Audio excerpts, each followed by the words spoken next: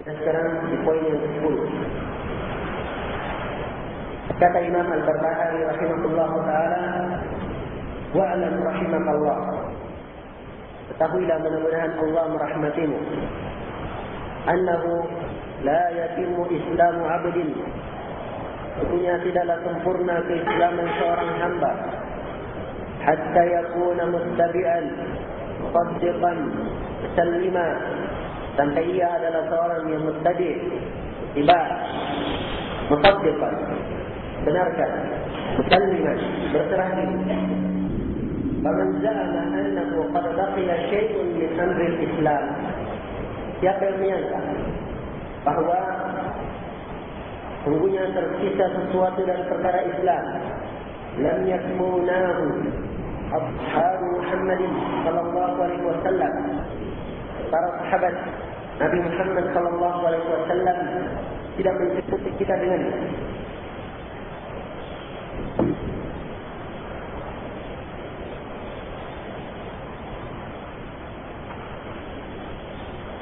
Faqad kadzabahu, maka sungguh mereka telah mendustakannya, mendustakan para sahabat. Wa kafa bihi furqatan wa ta'nan alaihim, dan cukuplah itu dianggap sebagai furqah, pecahan, wa ta'nan alaihim, dan pecahan atas mereka. Wa huwa mubtadi'un dhalun fil ilm, dia adalah mubtadi', sesat lagi menyesatkan. Muhdithun fil Islam ma laysa fihi, mengadakan dalam Islam apa yang bukan darinya. Poin yang ke-10 ini, kembali beliau mentafsir, menetapkan kaidah yang berkaitan dengan apa yang telah berlalu.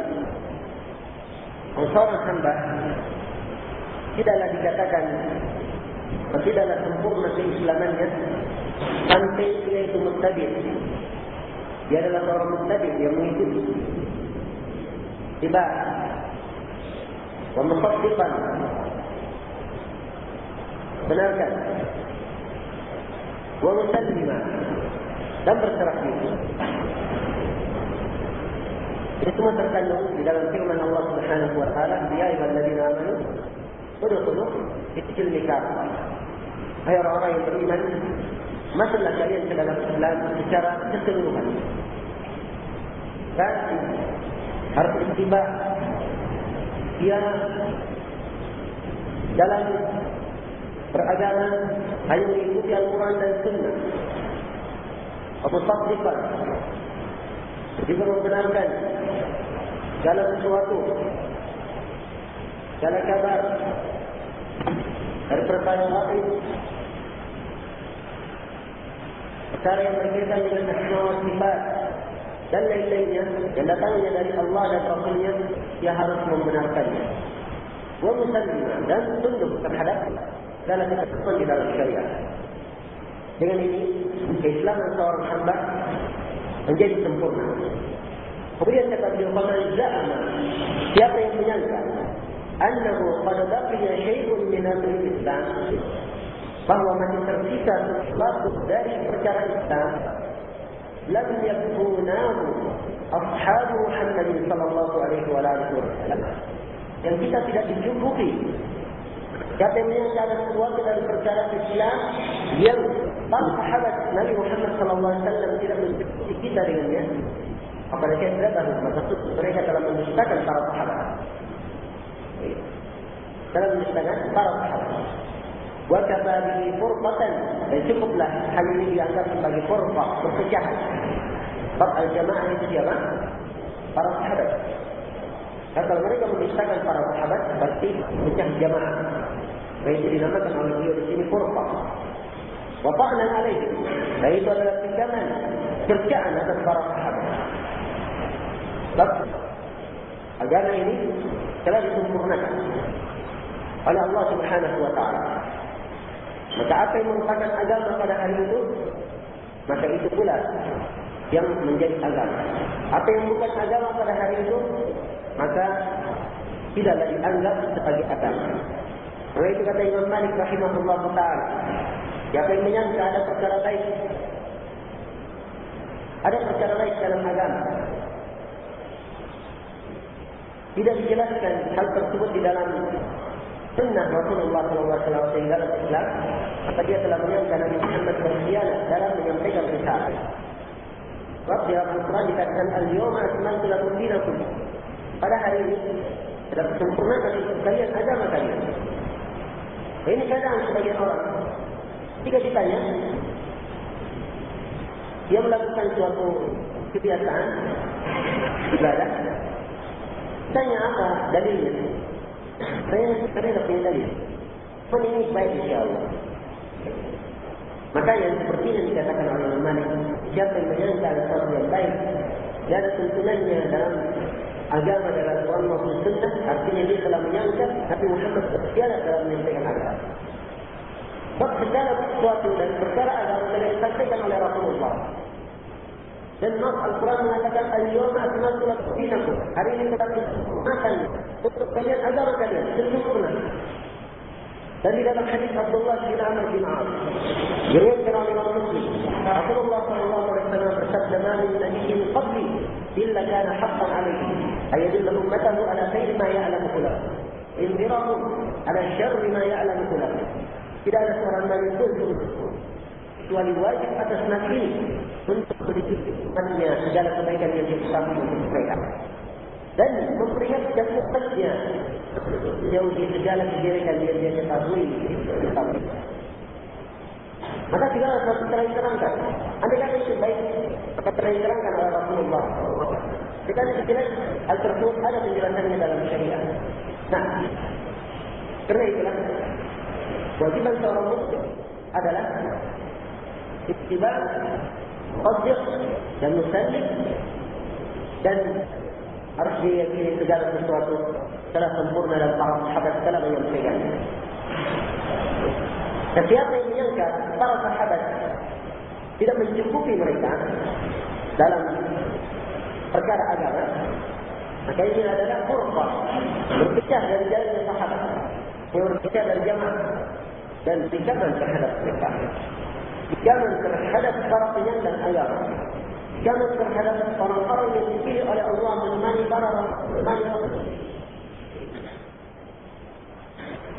Dan hukumnya kata beliau, wa huwa mubtadi'un dhalun mudillun, dan dia ini adalah mubtadi', pelaku bid'ah, dhalun, sesat, mudillun, lagi menyesatkan.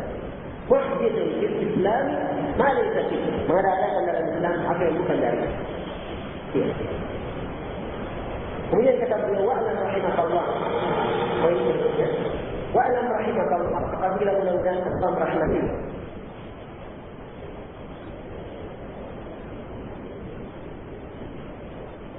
Annahu laysa fi sunnati qiyas, sungguhnya tidak ada dalam sunnah itu qiyas, wala yuqra'u laha al-amthal, tidak dibuat yang kesalahan-kesalahan, wala tuttaba' fiha al-ahwa, tidak diikuti di dalamnya hawa nafsu, wa innama huwa tafsir athari Rasulillah sallallahu alaihi wasallam ila kayf wala syar'i wala yuqalu lana wa kayf. Yang ada hanyalah tafsir, membenarkan asal hadis-hadis Rasulullah SAW tanpa ada kait, tanpa membagaimanakan, wala syarh, dan tanpa menjelaskan, wala yuqalu lima wa kaifa, dan tidak dikatakan kenapa dan bagaimana, lima kenapa, wa kaifa dan bagaimana.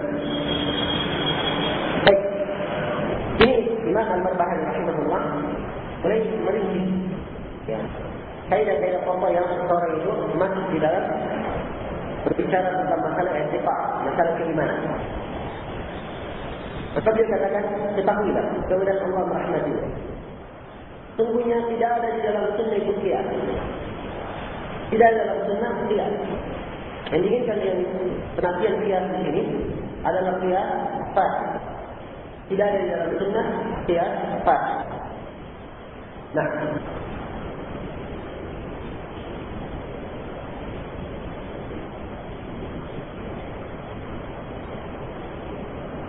kias itu terbagi tiga. Menurut keterangan Syekh Ibn Utsaimin, ada kias syumuli, Ada qiyas tamthili dan ada qiyas ulawi. Qiyas syumuli mengkiaskan sesuatu dari seluruh sisi, dikiaskan sama dari seluruh sisi. Qiyas tamthili diserupakan. Kemana diserupakan? Kalau penyerupaan itu belum tentu dari seluruh sisi. Paham? Kemudian qiyas yang ketiga namanya qiyas ulawi.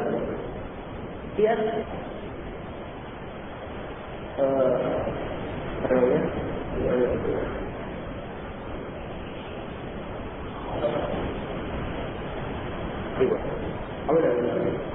terjemah yang palingnya nanti diberi contoh ya. Diberi contoh. Syumuli tamthili ini yang dinafikan dari Allah Subhanahu wa taala. Tidak ada qiyas. Tidak ada qiyas dalam masalah asma wa sifat. Ada hadis Rasulullah sallallahu alaihi wasallam dari sisi syumuli dan tamthili. Ada qiyas ulawi itu ada. Nah, bagaimana itu? Contohnya seperti disebutkan oleh para ulama ketika membahas ayat laisa kamitslihi syai' wa huwa as-sami'ul basir. Tidak serupa. Allah tidak serupa dengan sesuatu apapun dan dialah Allah Maha mendengar lagi Maha melihat. Ini ditetapkan di akhir ayat, dia Allah Maha mendengar lagi Maha melihat. Dua sifat, Maha mendengar lagi, dua nama terkandung dalam dua sifat. Allah Maha mendengar lagi Maha melihat, yang berarti Allah mempunyai sifat mendengar dan sifat melihat. Muncul pertanyaan, kenapa dipilih dua nama itu? Jawab hikmah oleh sebagian para ulama. Kenapa dipilih dua nama ini? Kenapa bukan misalnya Al-Alimul Hakim? Wa huwa Al-Alimul Hakim. Misalnya, ya kan? Atau dipilih nama-nama yang lain. Tapi kenapa yang dipilih As-Sami'ul Basir? Kata para ulama, As-Sam'ul Basar, pendengaran dan penglihatan, ini rata-rata dimiliki oleh makhluk. Manusia memiliki mata, memiliki telinga. Dia mendengar? Ya. Gajah punya mata, punya telinga. Bahkan semut punya mata, punya telinga. Nah, demikian pula hampir setiap makhluk mempunyai dua ini, mata dan telinga. Kalau kita tanya apakah matanya gajah sama dengan matanya manusia, jawabannya apa? Sama atau tidak? Tidak sama, ya kan? Matanya, telinganya gajah sama enggak dengan telinganya manusia? Jawabannya tidak sama. Demikian pula yang lain. Sekarang di sini manusia punya mata, punya telinga. Gajah punya mata, punya telinga. Sama-sama disifatkan punya mata, punya telinga, tetapi tidak sama mata dan telinganya. Makhluk saya seperti sama-sama disifatkan punya mata, punya telinga, tetapi tidak sama mata dan telinganya, apalagi antara Allah dan Allah. Jadi tidak sama. Tapi ini namanya qiyas ulawi. Paham ya? Contoh qiyas ulawi itu. Baik. Jadi yang diinginkan di sini dengan anna laysa fi sunnah qiyas. Ya qiyas yang pasti iktibarnya di dalam pembicaraan. Kalau ingin berbicara tentang sunnah, kalau berbicara tentang semua sifat itu tadi yang kita sebutkan. Tapi kalau berbicara dalam konteks umum dalam syariat, maka qiyas yang pasti, qiyas yang rusak itu yang tidak diterima. Sebab qiyas yang rusak ini adalah qiyas yang bertentangan dengan makhluk. Itulah qiyasnya iblis. Sehingga dikatakan awal manfaat iblis. Orang yang paling pertama berqiyas itu adalah iblis. Itu dengan qiyas pasti. Bagaimana qiyasnya iblis? Iblis berkata, ketika disuruh sujud, dia berkata, ana khairun minkum. Khalaqtani min nar wa khalaqtahu min tin. Disuruh sujud dia berqiyas. Qiyasnya saya lebih baik dari itu. Dia dicipta dari api dan saya dicipta dari api dan dia dicipta dari tanah. Ada nak perintah sebagai sujud, tapi dia berqiyas. Ini namanya qiyas pasti. Wabih, jelas ini. Baik. Jadi kata beliau, "Wa'lam rahimahullah annahu laysa fi sunnati qiyas." Sungguhnya tidak ada dalam sunnah qiyas. Wala tudradu laha al-amsal. Nah, demikian pula di antara qiyas fasik seperti qiyasnya orang-orang musyrikin. Jika mereka menghalalkan riba. Apa qiyasnya? Apa dalilnya? Oh, riba itu sama dengan jual beli. Karena itu, nah, Allah Subhanahu wa taala berfirman dalam Al-Qur'an, "Wa halallahu al-bay' wa harrama al-riba." Allah menghalalkan jual beli dan mengharamkan riba. Nah, ya ayyuhalladzina amanu taqullaha wa daru ma baqiya min riba. Ya orang yang beriman bertakwa kepada Allah, tinggalkan apa yang tersisa. Ya ayyuhalladzina amanu la ta'kulu riba adha'afan mudha'afah. Ya orang yang beriman jangan kalian makan riba. Sesuatu yang berlipat ganda. Nah, jadi kata beliau, tidak ada qiyas di dalam sunnah. Wala yudrabu laha al-amsal. Wala yudrabu laha al-amsal. Dan secara khusus tentang pembahasan qiyas tadi, dan juga di sini ucapan pengarang tidak dibuat untuknya permisalan-permisalan. Ini berkaitan khusus dengan masalah asma wa sifat. Maka tidak ada qiyas. Dan tidak dipermisalkan Allah dengan makhluk. Apakah itu pada zatnya, pada nama-namanya, atau pada sifat-sifatnya, atau pada af'ali di perbuatan-perbuatan Allah Subhanahu wa ta'ala. Tidak bisa dikiaskan Allah dengan makhluk. Ya. Wala yudrabu laha al-amsal. Tidak dibuat untuknya permisalan-permisalan. Nah, ini kata Syekh Farid Ar-Razi diambil ada asar dari Abu Hurairah. Abu Hurairah berkata kepada seorang, "Ya bin Abi, wahai anak saudaraku, la haddatsuka an Rasulillah sallallahu alaihi wasallam haditsan, fala tadrib lahu al-amsal."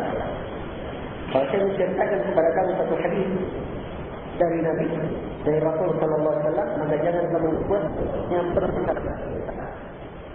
Nah, wala tattaba' fiha al-ahwa. Dan juga tidak boleh diikuti dalamnya hawa nafsu. Wa innama huwa at-tasdiq, yang ada bagi orang yang berislam, bagi orang yang ingin komitmen di atas sunnah, yang ada hanya tasdiq saja. Membenarkan di asar Rasulullah sallallahu alaihi wasallam, membenarkan asar dari Rasulullah sallallahu alaihi wasallam.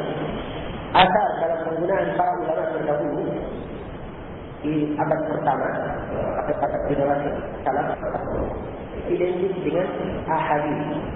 Kalau mereka pakai asar, mereka inginkan hadis-hadis. Ini gaya yang diinginkan ulama bertahan. Jadi membenarkan hadis-hadis Rasulullah SAW bila kaifiyah, tanpa ada takyif. Takyif itu membagaimanakan. Jadi dia sudah membagaimanakan. Begini dia sudah punya gambaran tertentu bagaimana. Nah, wala syar'i. Dan juga tidak boleh disyarah. Maksudnya di sini syarah yang berkaitan, yaitu masuk ke dalam masalah takwil. Syarah bermakna takwil. Kalau syarah bermakna takwil, menjelaskan maknanya akan dengannya, itu adalah perkara yang dijelaskan oleh para ulama. Nah, la yuqalu bima wa kayf. Tidak bisa dikatakan bagaimana dan kenapa. Maka yang ada cuma tafsir saja. Terima tanpa ada bagaimana, dia benarkan tersebut tanpa ada bicara takwil dan tanpa dikatakan kenapa dan bagaimana. Yang ada pada seorang mukmin hanya sekedar at-taqdir, membenarkan. Ini cukup. Baik, ini kaidah pokok, termasuk kawaid yang disebut oleh Imam Al-Barbahari di sini. Kemudian kata beliau rahimahullah taala, poin kedua, wal kalam wal khusumah wal jidal wal qira'ah wahdah yaqdah asy-shakk fil qalbi wa yatawara sahibuhu al-haqq was sunnah. Kata beliau, wal kalam, dan al-kalam, perbicaraan, berkhusumah, perseteruan, perdebatan, berjidal dan berdebat. Mira juga bermakna berdebat. Muhdath adalah perkara yang baru. Nah, maksudnya tidak ada khusumah. Al-mira, al-kalam muhdath, perkara baru itu di dalam masalah-masalah agama. Dalam masalah i'tiqad. Itu adalah muhdath bid'ah. Nah, dan tidak pernah para ulama salaf rahimahumullah taala berbicara tentang hal tersebut. Kenapa? Sebab asalnya dibangun di atas kaidah tadi yang disebut oleh beliau, asalnya tasdid. Tapi nanti setelah ahli tidak berbicara, mereka memalingkan makna dari ayat-ayat dan hadis yang mengandung nama-nama dan sifat Allah, baru para ulama berbicara, membantah kebatilan mereka. Nah, tapi asalnya tidak berbicara. Tasdid bagaimana? Mereka para ulama salaf rahimahumullah taala sedikit bicaranya, ada perkayaan ayat. Iya.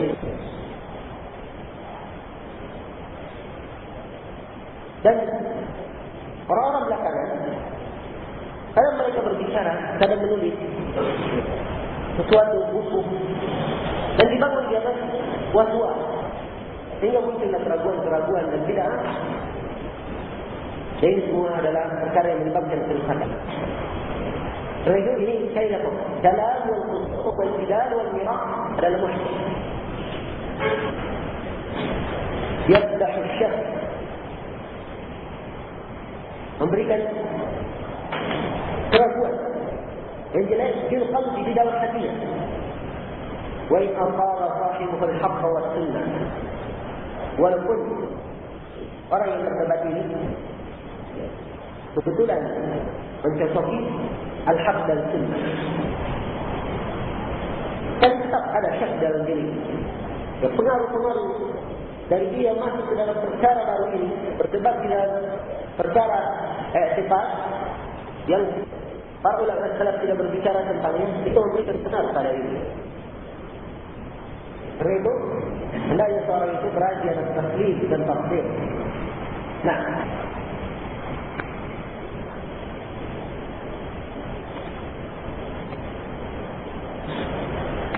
kemudian kata beliau rahimahullah, wa'lam rahimakallah, ketahuilah mudah-mudahan Allah merahmatimu, anna al-kalam fi Rabb ta'ala muhdathun, sungguhnya al-kalam, pembicaraan fi Rabb, tentang Allah Ta'ala yang Maha Tinggi, muhdath adalah perkara yang baru. Wa huwa bid'atun wa dhalalah, dan itu adalah bid'ah dan kesesatan. لا يتكلم في الرب إلا بما وصف به نفسه عز وجل في القرآن وما بين رسول الله صلى الله عليه وسلم وأصحابه. Tidaklah boleh berbicara tentang Rabb kecuali apa-apa yang dia sendiri mensifatkan dirinya azza wa jalla dengannya. La subhanahu. Wa ma bayyana Rasulullah sallallahu alaihi wasallam wa ashabihi. Apa yang diterangkan oleh Rasulullah sallallahu alaihi wasallam kepada para sahabat. Wa huwa jalla sana'uhu wahidun. Dan dialah Allah yang Maha Tinggi pujiannya adalah satu. Laisa kamitslihi syai' wa huwa as-sami'ul basir. Tidak serupa dengan sesuatu apapun, dan dialah Allah yang Maha mendengar lagi Maha. Nah, ini penetapan kaidah berikut, bahawa pembicaraan tentang Ar-Rabb, tentang Allah adalah muhdath. Masuk di dalamnya pembicaraan tentang zat Allah, asma'ihi wa sifatihi, nama-namanya, sifat-sifatnya, wa af'alihi, dan perbuatan Allah Subhanahu wa ta'ala. Bicara dalam hal ini adalah perkara baru, muhdath. Wa huwa bid'ah, dan itu adalah bid'ah, wa dhalalah, dan kesesatan. Wala yatakallamu fi Rabbi, tidak boleh berbicara tentang Rabb illa kecuali. Ini ada perkecualian. Kecuali bima wasafa bihi nafsuhu azza wa jalla, kecuali dengan apa yang dia Allah azza wa jalla mensifatkan dirinya dengan itu. Di Al-Quran, dalam Al-Quran. فما بين رسول الله صلى الله عليه وسلم لأصحابه. Tapi diterangkan oleh Rasulullah SAW kepada para sahabat. Jadi tidak boleh ada pembicaraan tentang Ar-Rabb, tentang Allah Subhanahu wa taala kecuali dengan apa yang Allah sifatkan dirinya dengannya di dalam Al-Quran atau apa yang diterangkan oleh Rasulullah SAW. Cuma itu.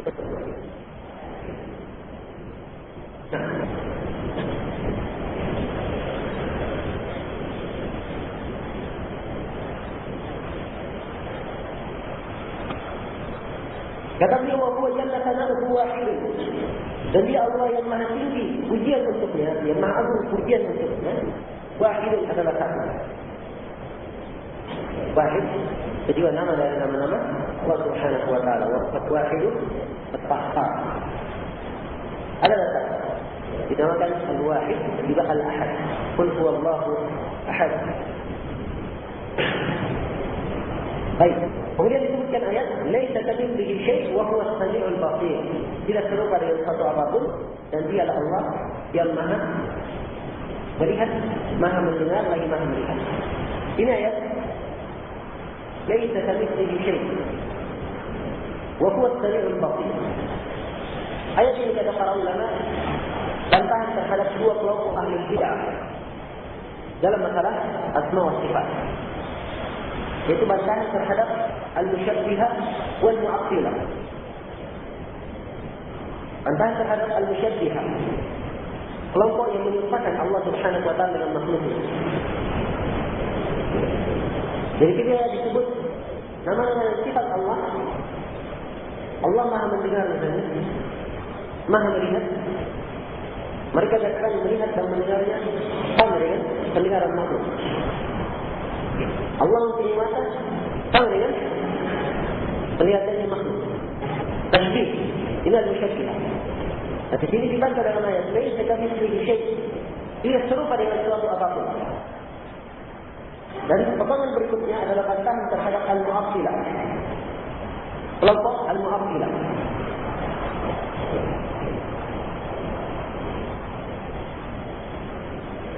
Yaitu mereka yang mentaktil nama-nama dan sifat Allah. Yang terbagi lagi al-mu'attilah di dalamnya menjadi ahli filsafat dan ahli kalam. Ahli kalam ada di dalamnya orang-orang Jahmiyah, Mu'tazilah, Asy'ariyah, Al-Salafiyah. Asy'ariyah terbagi dua, al-Qudamah wal Hadatsah. Semuanya bantahan untuk mereka. Sebab di dalam ayat ditetapkan, "Wa huwa as-sami'ul basir." Dan dialah Allah yang Maha mendengar lagi Maha melihat. Iya. Maka berbicara tentang Rabb tidak boleh kecuali dengan apa yang Allah dan Rasulnya sifatkan. Dengan itu. Apa yang dinamakan oleh Allah dan Rasulnya, Allah menamakan dirinya dengan itu. Dan Rasulnya menamakan Allah dengan itu. Allah mensifatkan dirinya dengan hal tersebut.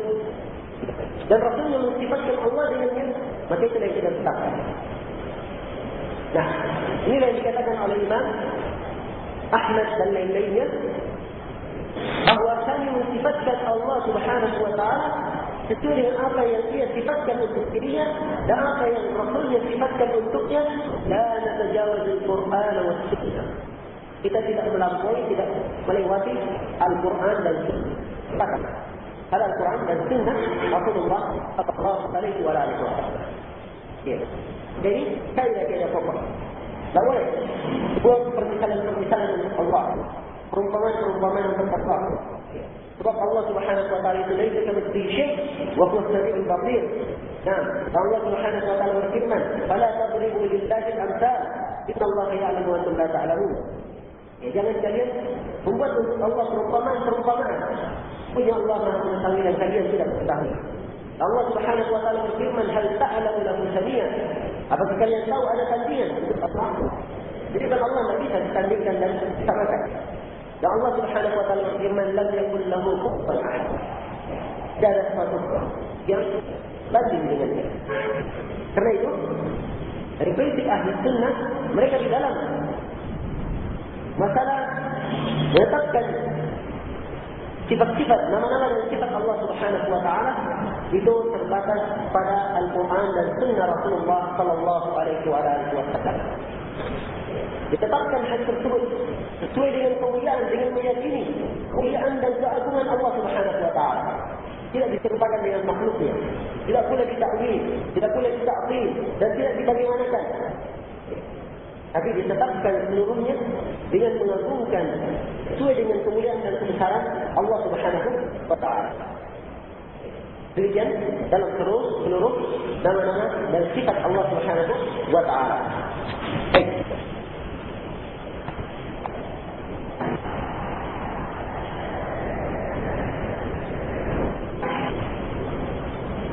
Kalau disebutkan di dalam